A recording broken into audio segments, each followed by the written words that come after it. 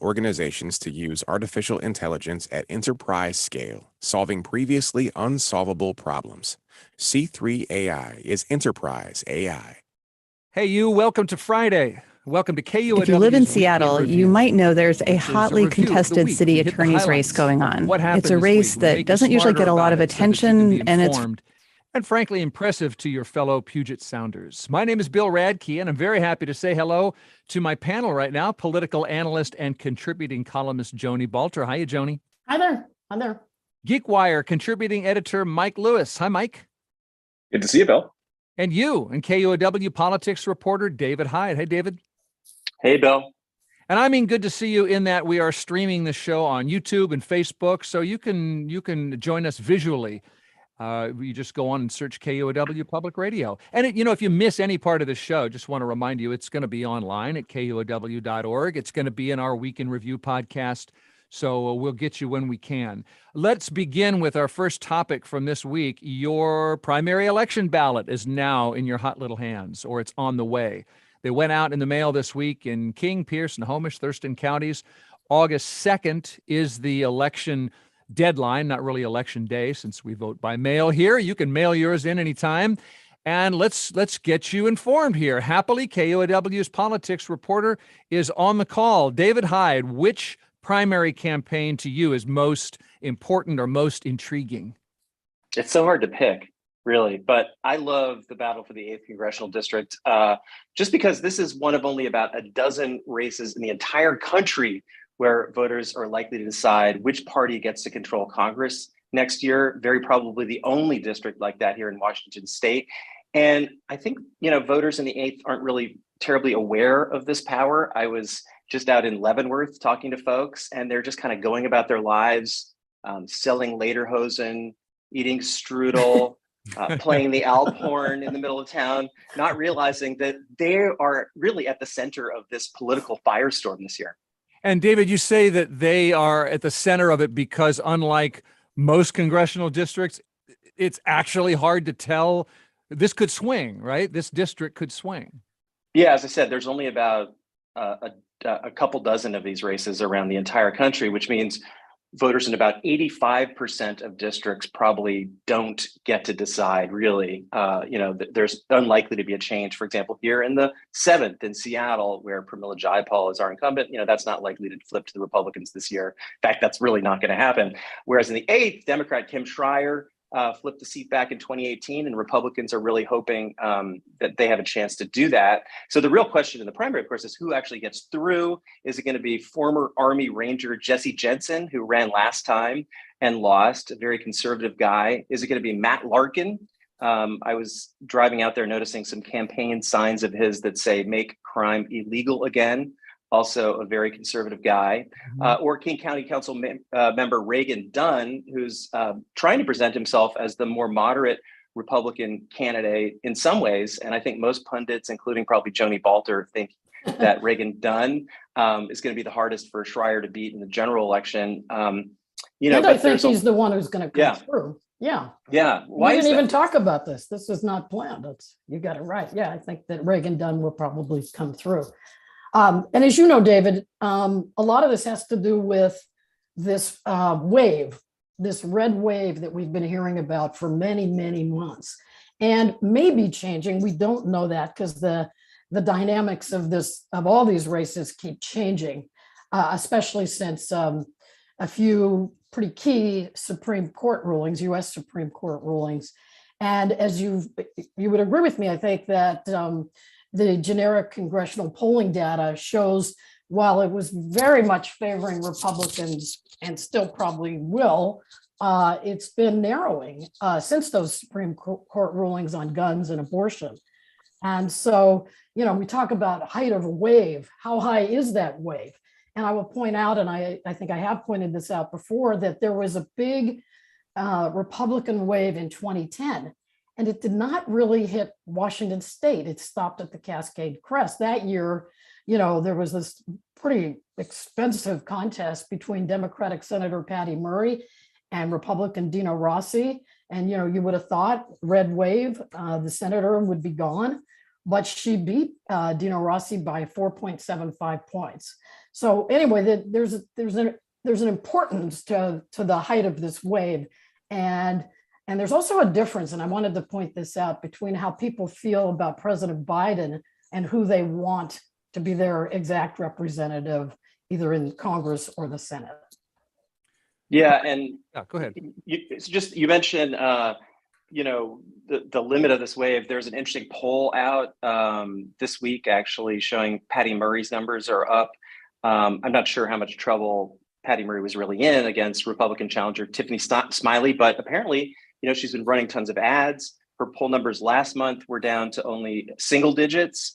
And it looks like you're saying, that the Supreme Court ruling on abortion is really helping her. And I think it's probably also helping Schrier, especially since, if it is Reagan done, this is a guy who, even though his mom was supposedly pro-choice and he says he's pro-choice, he actually doesn't support a national right to abortion. Just so people know her is Jennifer Dunn, the late Jennifer Dunn, yes, was a Congress member.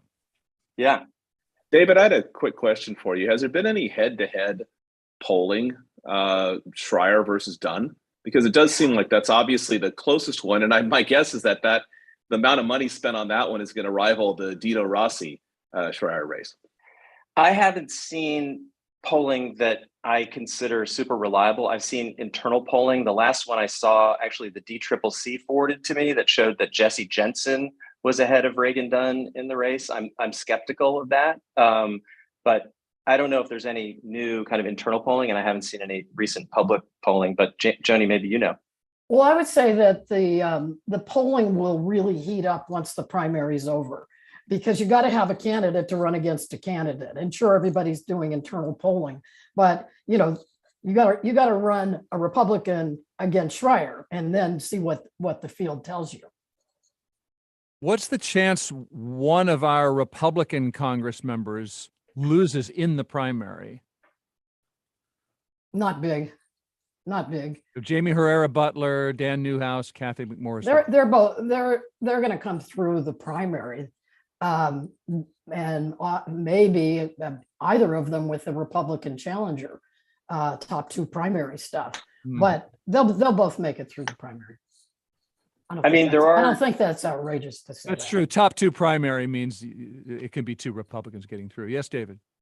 Well, the Democrat, I'm trying to remember her name now, down in the 3rd congressional district. There's just a OPB story this week that she's hopeful that it's Trump-backed Joe Kent that gets through, and her, in which case Democrats might have a chance in that district. But in terms of money at this point, and Cook Political reports on which districts are competitive, they're not listing the 3rd, which means they must think that Jamie Herrera Butler is going to get through and be able to beat Joe Kent. But if you haven't seen any videos of Trump-backed Joe Kent talking on the stump, he's a pretty formidable candidate. So whoever gets through, I think it's certainly possible that Joe Kent actually ends up winning that thing, which would be, in any case, I think it'll be an interesting race once we get through the primary. What about the idea of election fraud, election security? Has that fight also come to Washington State? I think it absolutely has. In the Secretary of State race that we have, we had a very strong Secretary of State in Republican Kim Wyman, who left to work for the Biden administration. And so now we actually have a statewide race on the ballot because Steve Hobbs, who was appointed to it, he's a moderate Democrat, has to run for the seat. And so that is that's a fascinating race, and I think it's much about election security. And it wouldn't be this way if we didn't have the Republican Party really trying to challenge democracy by sowing doubt in election results and the process itself. Don't forget, in 2016, we know that the Russians were trying to distort our elections. We know that. So we definitely need a sophisticated and very smart Secretary of State.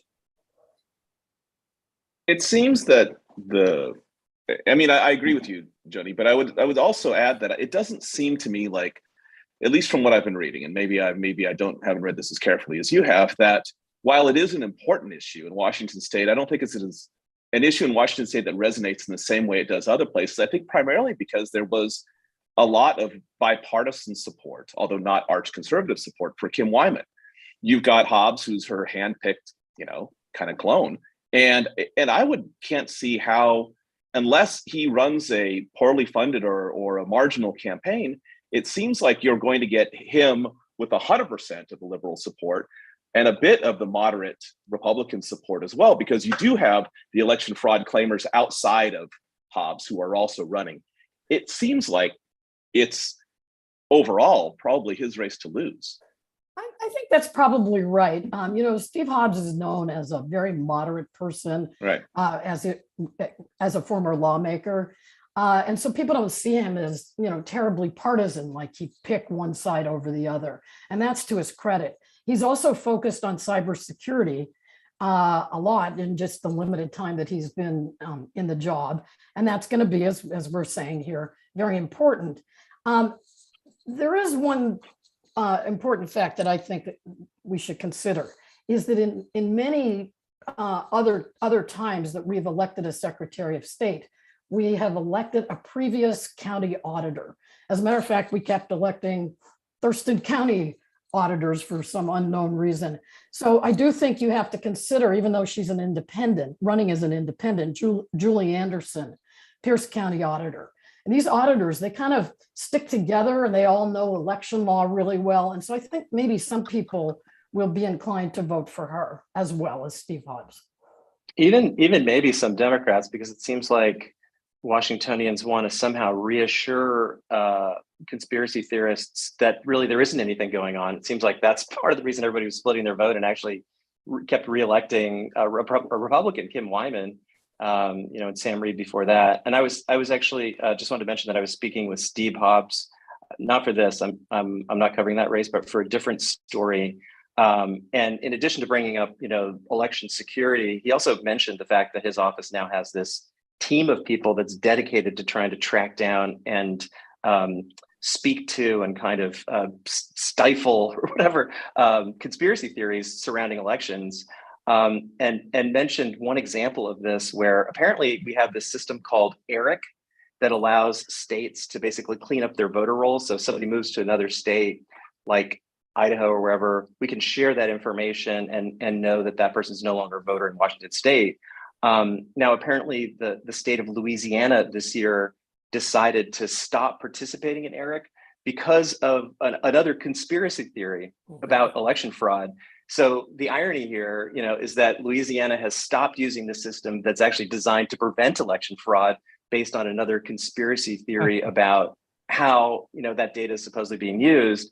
So whoever's Secretary of State, as you say, has to worry about foreign actors, but they also have to worry about this kind of stuff, which yet another example too of, where these conspiracy theories can really lead us astray and actually make our election systems less secure. Well, I just want to add here that we are not immune to people challenging our election system as good as it has been, and as people sort of feel comfortable with it. So a sort of Trump copycat came in the form of Lauren Culp, who kept saying, that he didn't lose or he didn't accept the election results and all this. And, the history of elections in our state is pretty solid. People seem to trust it. And I remember Kim Wyman once telling me that they'd done some, that they go back and check themselves. In 2018, they went back and checked themselves to see, did they have the right number of voters and the right number of votes? And they came out with this study, and you've seen these before, I'm sure, that the number of sort of dead voters still on the rolls or people voting twice was 0.004 of the total. 0.004% of the total. So in other words, not something to kind of stay awake all night and worry about, but that doesn't stop people from purposely or mistakenly circulating conspiracy theories and threats of fraud. And it's really, really undermines the democracy. It's a terrible thing to do. Yeah, and Culp is running this year in the 4th, and he's still talking about conspiracy theories, including the misinformation that there are 7,000 dead people in Washington State who voted in the last election. That's not true, but Culp still apparently believes that. And I imagine if he loses to Dan Newhouse, as he's probably going to do, he's gonna claim, or he may well claim, that there was some kind of funny business that was behind all of that. It's hard to say, but that's definitely his track record. They all went to Trump school. That's what I have to say. All right. Well, as some states restrict mail-in voting and drop box use, we do both of those here in Washington State. In case you're new to these environs, you've got your primary ballot, should have it by now or on the way, depending on what county you're in, and you can mail that sucker in anytime you want. We're going to continue talking about elections, but we have not yet discussed how voting itself might be about to change in Seattle. Instead of just voting for one candidate, your one favorite candidate, you might be able to vote for as many candidates as you want to. We're going to take a very quick break and then tell you about that in a moment as Week in Review continues on the radio and on Facebook and YouTube. You just search KUOW Public Radio. We've got Joni Balter and Mike Lewis and David Hyde here, and we will be back in a quick moment.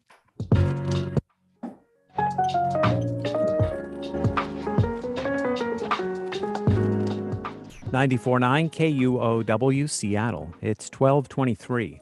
I want to let you know that KUOW's weekday and weekend broadcast schedules will be changing on July 25th. Not this show. Week in Review is staying put, but there are some other changes on the way, and you can read all about them at kuow.org/schedule. In a world full of stuff, what's worth keeping? What do we treasure? Explore modern-day heirlooms with The Blue Suit, a new KUOW podcast hosted by me, Shinyi Pai. Listen to The Blue Suit at kuow.org/bluesuit or wherever you get your podcasts. Support for KUOW comes from Seattle Shakespeare Company, this summer performing a series of fairy tale themed shows, including A Midsummer Night's Dream and Cymbeline, live in parks now through August 7th. Info at seattleshakespeare.org. This is KUOW's Week in Review. I'm Bill Radke. We were just talking about the primary ballots that were mailed to you this week. Meanwhile, your Seattle November ballot just changed this week as well. You may no longer be limited to voting for just one candidate. KUOW politics reporter David Hyde, I'll start with you again. What happened? Yeah, yesterday, Thursday, the Seattle City Council voted to put ranked choice voting on the ballot. So if that one ends up passing this fall, voters are going to be asked to rank up to 5 candidates in city races in any order you want. And once the votes are in, basically there's a series of ballot counts. I was actually thinking it's a bit like the TV show Survivor, where then the lowest ranked candidate is eliminated after each round. Kicked off the island. Off the island. Yeah. And in the end, you both live on islands. That could be tough. Yeah. Rough. That's it. So at the end, the last 2 candidates standing go on to the general election, which, Bill, I'm hoping you're going to call final tribal council. Okay, I will. All right. More to the story, though, is that there's some sort of backstory and intrigue to it. Council member Andrew Lewis is the person who introduced this measure to appear alongside another voting reform idea called approval voting, which had been out gathering signatures and managed to get on the ballot that way. And so their supporters are accusing Lewis and others of sort of swooping in at the last minute and trying to politicize the process by pitting these 2 reform ideas together. So they will be pitted against one another on your ballot. And in any case, voters are going to have a choice. If approval voting wins, voters would get to pick as many candidates as they want. And the 2 candidates with the most approved votes goes on to the general election. And of course, there's a third option, which is voters can just reject both of these things and stick with the current system where the person with the most the most votes, I should say, wins. Mm-hmm. Oh, one more thing I want to say about yesterday that was just kind of interesting is that ranked choice voting is the one that's favored by a lot of progressive groups in Seattle. But interestingly, during this meeting, City Council member Shama Sawant said she's against that, arguing that actually it allows the establishment to kind of more easily manipulate the system. I think saying that they could run sort of more middle of the road candidates, which would ultimately hurt socialist alternative candidates like her. And Sawant was saying she prefers the top 2 systems. So it'll be interesting to see what the what the race shapes up like, whether or not progressives are going to be lining up in favor of ranked choice voting or not. Clearly not all of them. Can I rail here for a minute? You be real a second for just a millisecond? Tell the people how you feel a second? Yeah. That kind of thing. So to me, this is your classic solution in search of a problem. Seattle loves to think of itself as adopting good government reforms, and they often vote for them, reforms that is, without thinking about all the ramifications of the proposal. Let me give you a good example. District elections. This was an idea promoted by a couple of North End female voters. They wanted to produce a more moderate council. And yet that didn't work. They produced a much more progressive council. There's some folks there that are a little different than that, but generally that was the impact of it. So now we sort of have this, it's not quite secret, but a summer rush job for sure to get ahead of a ballot initiative that may produce more moderates. And I just wish, and I have said this before, I'm sorry about that, but somebody tell me what's wrong with the elections we now have, and what are we trying to fix here? So in the case of one of these, which one? Approval voting, we would be following Fargo, North Dakota, and St. Louis, Missouri, because they run the best governments or not. So I don't get it. Seattle used to be the place that everybody else wanted to emulate. That, how do they do it in Seattle? That's a city that works. I don't know why we'd be following these other places like that. Well, Mike, I do want to hear from you. It just off the top of my head, it seems to me the complaint is that, especially in a primary, you can have someone who gets a small percentage of the votes wins, right? You can have the turnout is small, and most people didn't get the candidate they wanted, so it's just more choice, right? I mean, the comparison I would make. Well, first let me ask the group a question. I assume all of you have gone out and to a bar, restaurant, and had a beer at one point in your life, right? Maybe you do it regularly. Fair enough, everyone? Very good. All right, so what you've seen out there by the good people over at Georgetown Brewing is Manny's Ale. Manny's Ale is on tap probably in 2/3 of the places in Seattle, many places around the state. Now, there's two things about Manny's Ale that's important. One, no one I know calls it their favorite beer. But everyone I know calls it their third favorite. So let's go into ranked voting. I have issues with you on that one point because Manny's is my first. But go ahead, sir. Well, but I would expect you to be the outlier, Joni. So the always one. The issue is that what did this do for Manny's? Well, it put Manny's in virtually every bar in town. So what I'm trying to say is, if we go to ranked voting, Manny's Ale is going to actually end up as a District 2 representative. That was very great. Good. Everybody's somewhat satisfied. Nobody's terribly satisfied. And I love Georgetown beer, but it's kind of true. It's like the UN of beers. Everyone can agree on that because it's no one's against it necessarily. And this is what advocates for both of these initiatives talk about is voter satisfaction. They want to increase overall voter satisfaction, right? And so Manny's would increase overall beer voter satisfaction over the beer that you really want. There you go. Voters will be bitter. That's funny. Wow. There will be bitters. Yes, go on. So voters have been able, with this system, to get their message across. Let's look back to 2019 for a second here. In 2019, the voters in Seattle wanted to tell Amazon to stay the heck out of elections, or at least not try to dominate them. And so they voted for the candidates that were the opposite of what Amazon wanted. Last November, they wanted a more sensible, more moderate, whatever you want to call it, mayor, council, city attorney. They voted that way. They got those. So do you need to fall in love with these folks, or help me? And please use beer as your answer.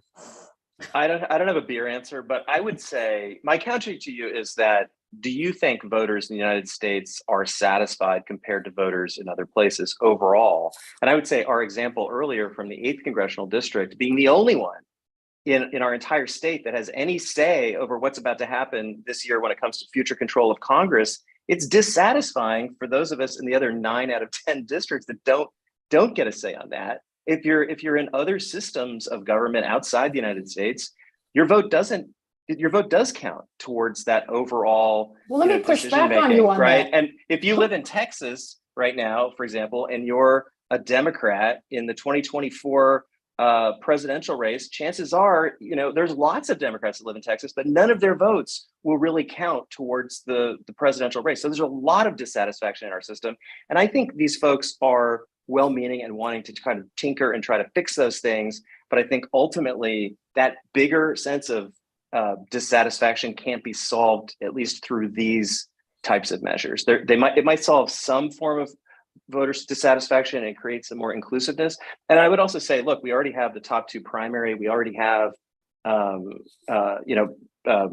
whatever, campaign financing. Sorry, I'm forgetting the name of it. Voucher dollars. What are they called? Democracy vouchers. Democracy vouchers. Sorry, we already have both of those things. So we've already made kind of incremental improvements that might, create more voter satisfaction. And I think the deal is, look, we're an experimental city. This is Jet City. We got the space needle. We like to try stuff. Just grab any idea. So just grab any idea just because somebody thought of it and put it on the ballot. I do think that's what Seattle voters are like, and one of these things might pass for that reason. Yeah. Well, can I just ask one thing here, and that is, how would, especially with the top 2 primary, the 8th district, which you're focused on, how would the result be any different than it's going to be? You're talking about with if they went to, if you had any of these kinds of voting system, any of the new ones, which are not proposed for Congress, they're just proposed for the city, but just extrapolate it and say it's going to be Kim Schrier and either Jensen or Reagan Dunn. It's not going to be any different. I would say that the down ballot folks would automatically start getting more attention, in a system like that, whether it's ranked choice voting, or approval voting, because in debates, for example, how do you know who's kind of shut out? I mean, and I'm also just kind of wondering how campaigning starts to look in either of those systems. Like, it came up in the meeting yesterday that I think it was Andrew Lewis saying, now when I go knock on doors, I can say, okay, sure, I'm not your first place choice candidate, and maybe I'm not even your second choice candidate. I am, but Manny's. could I be your 3rd or 4th choice candidate? So there will be a new kind of electioneering that will occur if either one of these things passes. Okay, well, both of those options will be, if you're in Seattle voting, they'll be on your November ballot: approval voting, ranked choice voting. Some voters will be bitter, some voters will be happy. Okay, let's talk, before we leave politics. Oh, Bill, that was good. Before we leave politics, will Washington State or its cities ever have an income tax? Should they? Should a capital gains tax count as an income tax? We've been having this debate for years here, and this week our state Supreme Court agreed to take the capital gains case. Mike Lewis, why does that matter? This is going to be, I think, again, I'm not trying to put anyone to sleep or eliminate dinner time conversation with anyone who might have me over for dinner, but I think the capital gains issue is super interesting, and I love talking about it. Sorry. Awesome. And so I think that the interesting thing here, a couple of really interesting things here. One, it's going to be a decision about definitions of terms, right? This is what the decision is essentially going to be. Is a capital gains, as it relates to Washington State, is your sale of stock, for example, because it is limited. This capital gains tax is not all capital gains. It's not property sales and things like that. It's really not even targeted. It's not. No. It's really targeted and specifically at the way tech companies tend to compensate staff. Is this actually an excise tax, a sales tax? And you can make the argument, the legal argument, that it is, because it's a transactional tax that only happens upon sale. Or is it an income tax? Now, the IRS classifies capital gains as an income, as a portion of your income, and it's taxed as income tax, actually at a fairly high rate. Washington State, because of its historic restrictions on income taxes in the state, because income was classified in 1933 as real property. Real property can only be taxed at a specific rate. That's why Washington State's income taxes are not expressly forbidden, but they are very, very strictly limited. And so Washington State has historically struggled to try to figure out a way, how do we add some form of tax that is more income-based than a sales tax, which is considered excise tax, which is considered in many cases a bit regressive, right? Or if not exceedingly regressive. And so the Supreme Court is going to be faced with this. Is a capital gains tax as written in Washington State really a sales tax, or is it an income tax? And that's really where the issue is going to pivot. And it's interesting because they bypassed the lower appellate court, they took it on direct appeal, which means they knew it was going to end up there anyway. So now we're going to get a chance to wait and see what actually is going to happen here. Well put. But did we say that this is a profit of above $250,000? That amount? Yes. A profit above. Yeah, so it's sizable. It's not really going to be everyone's. I don't know about what the listeners here's habits are regarding stock purchases and sales, but that's a fairly significant amount. And remember, it would have to happen in one calendar year. And then now as a side note, the other thing that's happening here is every tax attorney in Washington State is figuring out what are the loopholes. Can you establish residency in another state? If the stock sale happens out of state, are you taxed in Washington State? All kinds of things are actually spinning out of this right now that have sent accountants and CPAs scurrying to the law books to figure out, well, what can they do to shroud their clients away from this tax? You made me even more interested than I was. Yes, sorry, go on, the rest of the team. Question for Mike. In your article, you bring this up, but what do you think the chances are that the court upholds it and then, okay, rethink this whole thing? Now we're going to go to the voters, opponents of the capital gains tax. And if that happens, what happens? Well, that's a good question, because there was something like, I tried to count and I lost count, but it was around 36 initiatives, many of which were just copies of each other, put in place to obviate any Supreme Court decision. None of them qualified for the ballot. Some gathered signatures, some did not, some were clearly placeholders. So we don't have to deal with that at this particular point. Now, it could come up again technically in December as a ballot measure that then goes to the legislature in early 2023. That's a possibility. So yes, we could see it there. I think what everyone is going to do is sort of keep their powder dry until the Supreme Court makes a decision and then react accordingly after that. But I think if it is going to be an expensive statewide ballot measure, if the Supreme Court does uphold it, then it's going to be an expensive one to get that overturned. My follow-up question. Sorry, Joni, go ahead. I'm really happy this is going to the Supreme Court, because, with the court taking up this case, we really have a chance this time to test what is a sort of long-held political narrative that anything that looks like an income tax is unconstitutional. This gives us a chance to test that long-held belief. We don't really know. We don't know if a narrow ruling 90 years ago really does apply to the capital gains tax. So I'm happy to hear what the justices think. And it gets very complicated when you go to the ballot, because our voters, even though if you ask a lot of people in this state, they think that the taxation system here is terrible. But whenever you ask them if they'd like an income tax, they sort of vote no, for one thing, and because two reasons. They think it's going to come to them, that tax will somehow, even though it's sold as this is for very rich people, that it'll somehow impact them, middle income folks. And they also think it's going to pile on top of the existing taxes, particularly the sales tax, which is quite high in the state. And so it is a very liberal Supreme Court, but I can't wait to hear what they have to say, because it's a chance to test what some constitutional scholars have been saying, is that A, we should test this, and B, that this form of taxation is probably legal instead of illegal. Yeah, it's exactly going to be addressing that question precisely. But the thing is also, it's going to also change the definition of what income tax is in Washington State, potentially, and that's going to open the door for other forms, potentially, other forms of taxes, because even this one is not going to be a massive money raiser for the state. Does the state need a massive money raiser? I mean, this state is flush at the moment, it's not even funny. Well, but more to the point is actually whether or not it needs the money, because states don't always tax only because they need the money.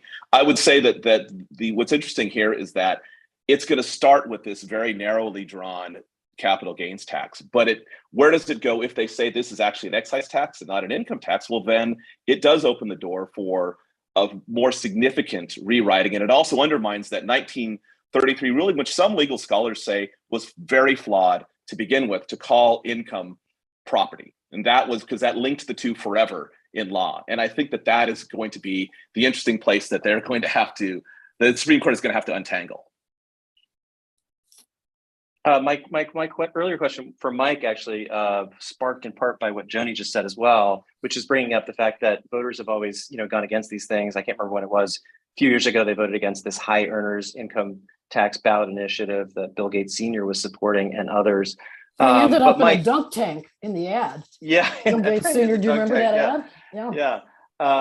It didn't pass, but Mike cites Sandeep Kaushik in his article claiming that voters may now be ready to tax the rich, which is one of the reasons why it hasn't gone to the ballot yet.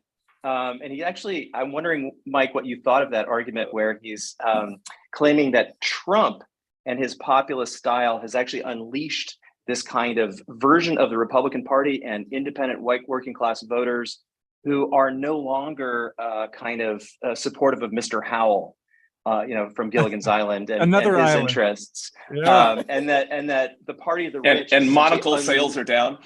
Monocle sales are down. Mm-hmm.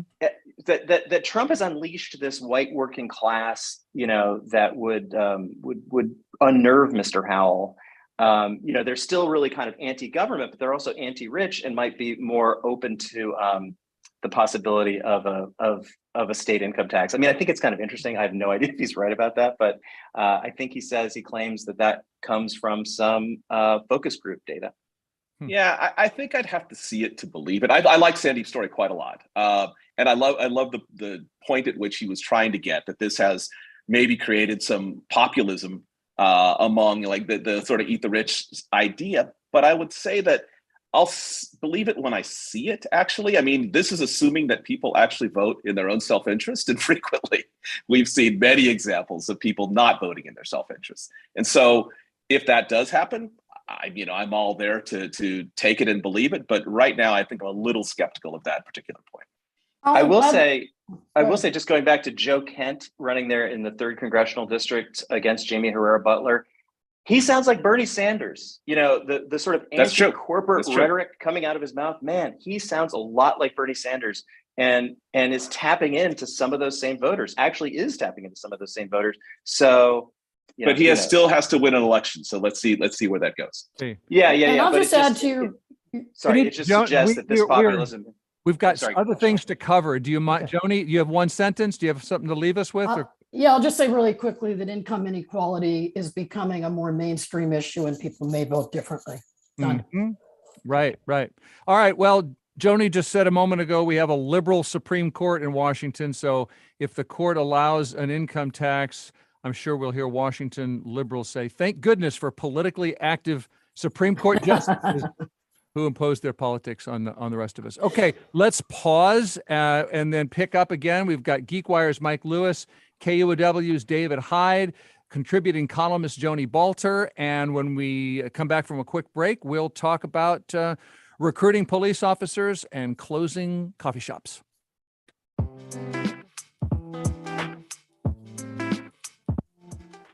You are listening to Week in Review on 94.9 KUOW Seattle. It's 12:45, sunny and 72 degrees in Seattle. Support for KUOW comes from BECU, a member-owned credit union putting people over profit, offering financial services and support to the community with access to local financial centers, over 30,000 ATMs, and online resources at becu.org, federally insured by NCUA. I'm Julian Marshall, host of BBC NewsHour. On today's program, President Biden visits Saudi Arabia, a country he's previously described as a pariah state, over the murder of journalist Jamal Khashoggi. And we speak to the US COVID response chief about a rise in cases and hospitalizations. BBC NewsHour begins this afternoon at 1 o'clock, right after Week in Review. Support for KUOW comes from Pike Place Market, welcoming back downtown workers with a place for a coffee break, lunch with a colleague, or to pick up sundries for dinner time. Now offering an online directory to help find and search for market businesses and products with a See Who is Open button. More at pikeplacemarket.org. Now we're in the home stretch of KUOW's Week in Review. This week, Seattle's mayor said Seattle Police Department staffing is down at a crisis level, and he asked the city council to attract more police officers by offering them recruitment bonuses, signing bonuses, retention bonuses. Who can tell me what the city council thinks about that idea? I think they're kind of leery of it, but Bruce Harrell doesn't really make big, grand proposals without counting the votes. So he must have the votes to achieve the extra $1 million that he is trying to add to the existing money set aside for helping attracting new recruits from other departments and brand new police officers. The incredible shrinking police department, as some call it, is down 400 officers, just over that since 2019. And so when you have these events coming, like, State Fair and all these other sort of public events, you got to have enough police officers, even though one of the reasons that we have this many officers leaving has to do, as everybody knows, with the defund movement a few years ago. The city has done exit interviews with some of the people, many of the folks who are leaving or who have already left, and they say they don't want to work somewhere where they're not appreciated. So we have some PR work to do there as well. Mike or David, do you agree that the loss of police officers, how much do you tie that to the Seattle defund the cops movement?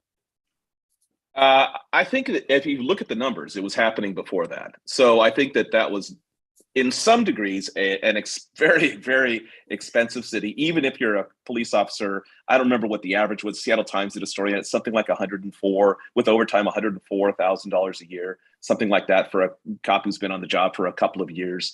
I don't know. I think that's what it is. So don't call me on that figure exactly, but that decline was happening prior to that. And I not at this level. No, I understand that. But what I'm saying is the decline was happening, and it was happening in every major American city. And there's not a city in the big city in the country, whether there was a defund movement or not, that is not seeing a decline, because there's so many other jobs that were hiring over that period of time. I think what's going to be interesting from a city council perspective is whether or not the bonuses, whatnot that they're talking about right now with the extra money for recruitment, whether it's going to be able to match from a cost of living standpoint what other departments are offering. Because remember, any employee is going to make a decision on not just what their salary is, but salary based on cost of living. And that's how you net out something that allows you to, save for your kids' education, buy a house, things like that. What other cities are offering that are less expensive than Seattle in the Puget Sound region is probably going to determine the success of that program. I agree. It seems like it might have played some role. Some cops maybe said it did, but it's not just Seattle. Police departments all over the country are facing this, and right. Not just cops. Other government jobs, even here in Seattle, are in short. Right. It's hard to hire for a lot of things. It's a seller's market if you're a worker right now, no matter where you are. I think the last time I checked, King County's overall unemployment rate was something like 1.9%, which is just incredibly low. And I also think, we're not really talking about it, but behind the scenes, of course, the city's negotiating with the police union. City wants reform.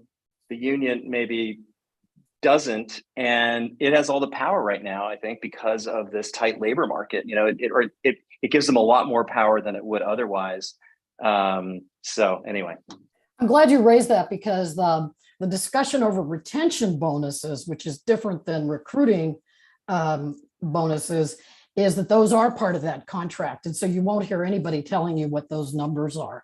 One thing I wanted to add to this discussion is, as we all know, and it's not a great fact of life, but it is still a fact of life, is that many police officers live outside the city, and they have for a long, long time. And so most actually, right. Yeah, and one of the ways that they, balance the very high cost of living in the city, although you don't want to go to the East Side or Bellevue, which is even higher. But one of the ways that you balance that is by living a little bit further out. And they like that because they don't want their neighbors calling them and saying, hey, I got a little problem over here. Can you come over? They want the anonymity and to be separate. I'm not saying it's a good thing. It's been a problem, actually. But to your point, if they can make nearly the same and not have a 45-minute commute into Seattle, they're likely to, and they can get hired by another department.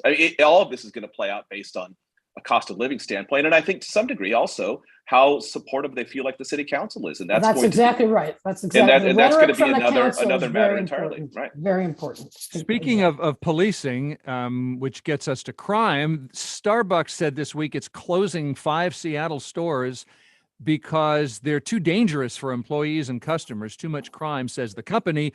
No, too many union organizers, say some labor advocates.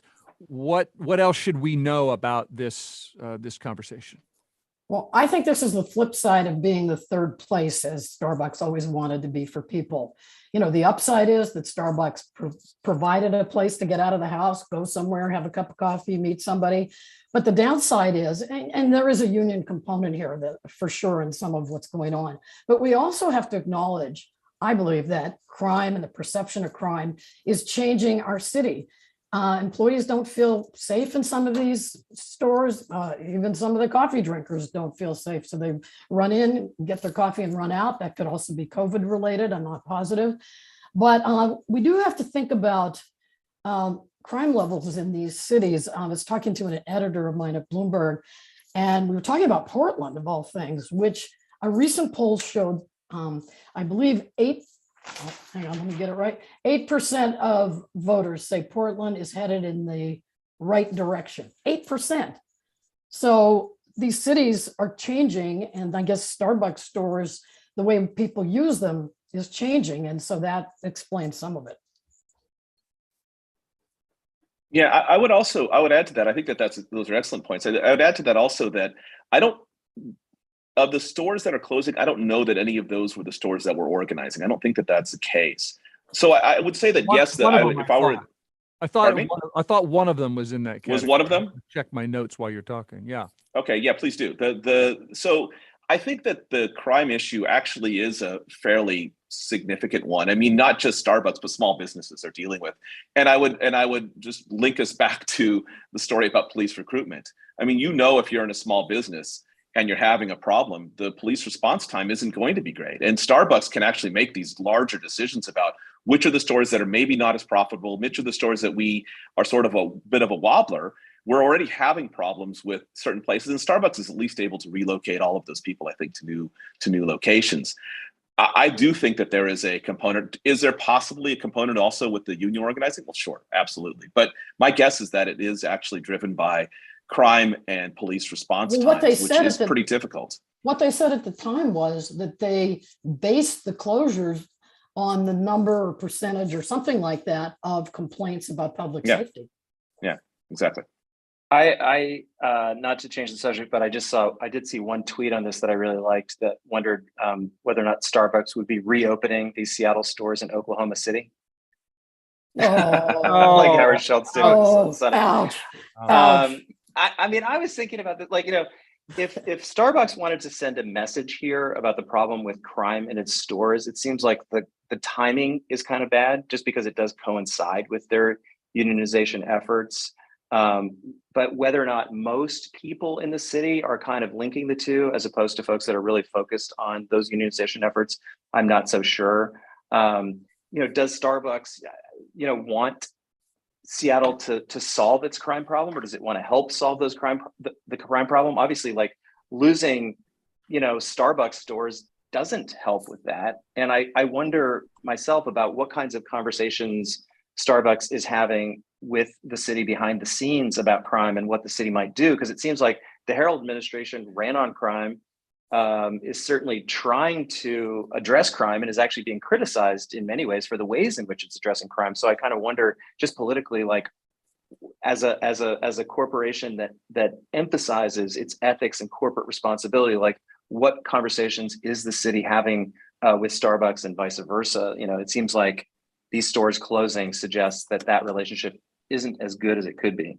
Right. And Starbucks also closes dozens of stores a year. I mean, Starbucks is not above closing stores in any times. I mean, if it sees a store that's a wobbler, if it can throw in, remember, QFC did something very similar, right?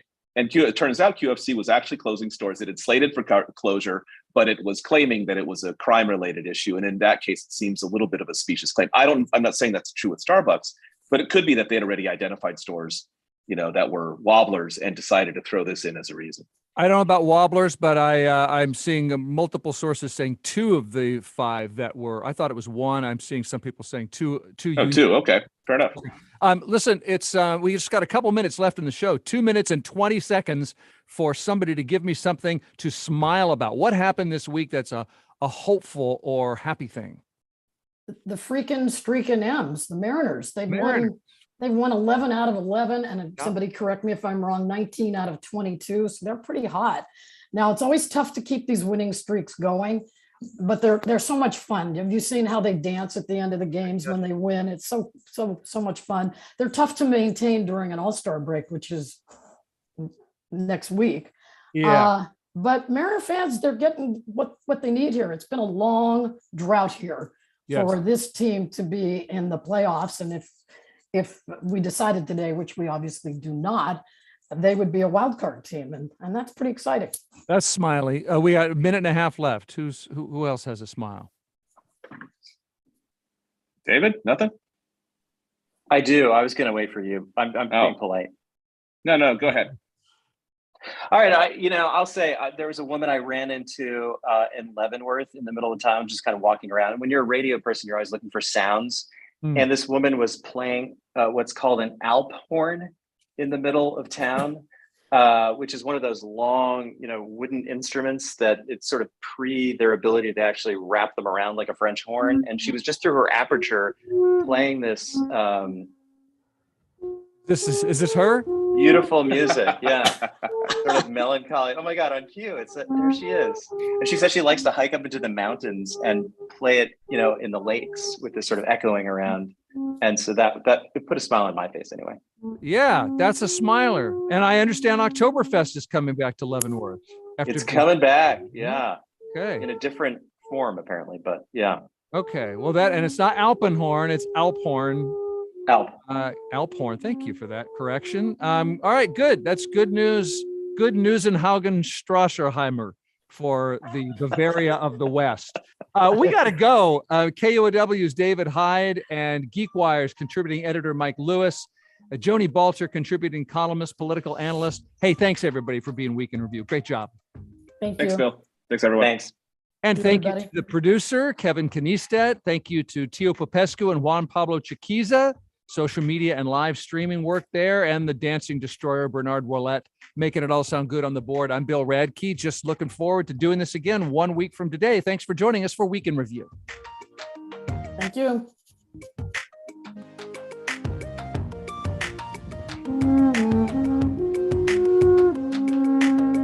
Sorry that was squeezed, everybody. Thank you. Can you promise me that you knew in advance to play that? Yes. And David, thank you for David was watching the clock and gave me the quick version of that, the quick setup. Thank you for that, brother. Well, that was funny. I appreciate it. I really enjoyed, I don't think, Mike, I've ever spoken to you before, but I'm a big fan. I enjoyed talking to you. That was hilariously funny. Your take on the capital gains was really cracking me up. Whatever I'm trying to remember what it was. Mayonnaise. Oh my God. Mayonnaise. Oh my God. That was perfect. It's everyone's third favorite beer. Where does Fat Tire, except for Joni Balter, where does Fat Tire? Same idea. I like it too. So I would vote for all of them. You just single-handedly killed voting reform in Seattle with that. Single-handedly. That was my job. I'm drunk with power. Perfect. Well put. Right. If we confuse voters enough, it'll work. It'll just might work. Love you all. Thank you for being the show. Great job. Thank you. Thanks, Bill.